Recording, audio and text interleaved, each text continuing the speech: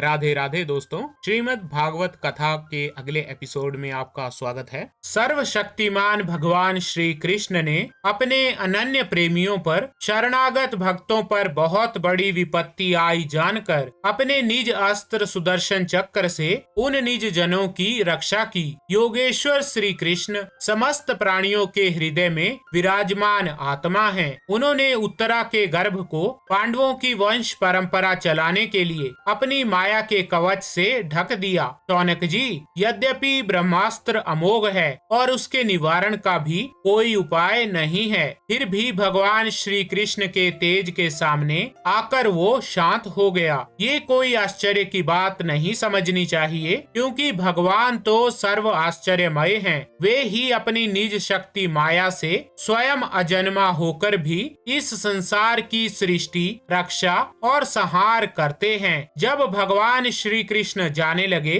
तब ब्रह्मास्त्र की ज्वाला से मुक्त अपने पुत्रों के और द्रौपदी के साथ सती कुंती ने भगवान श्री कृष्ण की इस प्रकार स्तुति की। कुंती ने कहा, आप समस्त जीवों के बाहर और भीतर एक रस स्थित हैं, फिर भी इंद्रियों और वृत्तियों से देखे नहीं जाते, क्योंकि आप प्रकृति से परे आदि पुरुष परमेश्वर हैं। मैं आपको नमस्कार करती हूँ। इंद्रियों से जो कुछ जाना जाता है, उसकी तह में आप विद्यमान रहते हैं और अपनी ही माया के पर्दे से अपने को ढके रहते हैं। मैं अबोध नारी आप अविनाशी पुरुषोत्तम को भला कैसे जान सकती हूँ। जैसे मूढ़ लोग दूसरा वेश धारण किए हुए नट को प्रत्यक्ष देखकर भी नहीं पहचान सकते, वैसे ही आप दिखते हुए भी नहीं दिखते। आप शुद्ध हृदय वाले, विचारशील, जीवन मुक्त परमहंसों के हृदय में अपनी प्रेममयी भक्ति का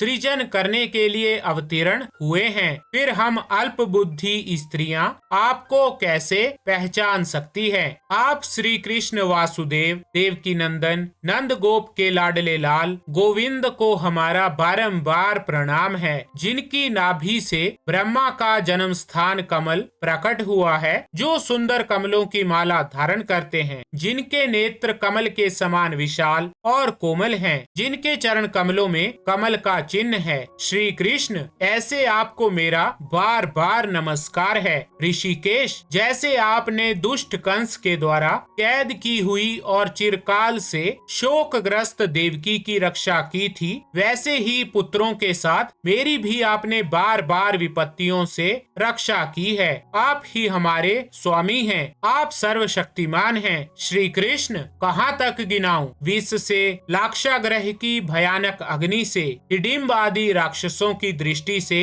दुष्टों की द्यूत सभा से, वनवास की विपत्तियों से और अनेक बार के युद्धों में अनेक महारथियों के अस्त्रों शस्त्रों से और अभी अभी इस अश्वत्थामा के ब्रह्मास्त्र से भी आपने ही हमारी रक्षा की है। जगत गुरु, हमारे जीवन में सर्वदा पद पद पर विपत्तियां आती रहें, क्योंकि विपत्तियों में ही निश्चित रूप से आपके दर्शन हुआ करते हैं और आपके दर्शन हो जाने पर फिर जन्म मृत्यु के चक्र में नहीं आना पड़ता। ऊंचे कुल में जन्म, ऐश्वर्य, विद्या और संपत्ति के कारण जिसका घमंड बढ़ रहा है, वो मनुष्य तो आपका नाम भी नहीं ले सकता, क्योंकि आप तो उन लोगों को दर्शन देते हैं जो अकिंचन हैं। आप निर्धनों के परम धन हैं। माया का प्रपंच आपका स्पर्श भी नहीं कर सकता।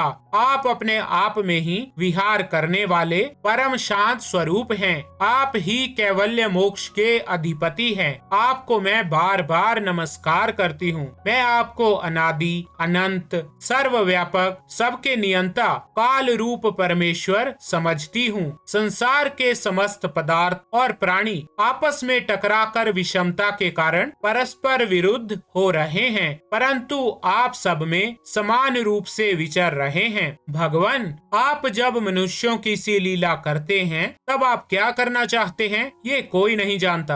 आपका कभी कोई ना प्रिय है और ना ही अप्रिय। आपके संबंध में लोगों की बुद्धि ही विषम हुआ करती है। आप विश्व के आत्मा हैं, विश्व रूप हैं। ना आप जन्म लेते हैं और ना कर्म ही करते हैं, फिर भी पशु, पक्षी, मनुष्य, ऋषि, जलचर आदि में आप जन्म लेते हैं और उन योनियों के अनुरूप दिव्य कर्म कर्म भी करते हैं। ये आपकी लीला ही तो है। जब बचपन में आपने दूध की मटकी फोड़कर यशोदा मैया को खिजा दिया था और उन्होंने आपको बांधने के लिए हाथ में रस्सी ली थी, तब आपकी आंखों में आंसू छलक आए थे, काजल कपोलों पर बह चला था, नेत्र चंचल हो रहे थे और भय की भावना से आपने अपने मुख को नीचे की ओर झुका लिया था। आपकी उस दशा का लीला छवि का ध्यान करके मैं मोहित हो जाती हूँ। भला जिससे भय भी भय मानता है उसकी ये दशा, आपने अजन्मा होकर भी जन्म क्यों लिया है। तो ठीक है दोस्तों, श्रीमद् भागवत कथा के इस एपिसोड में बस इतना ही।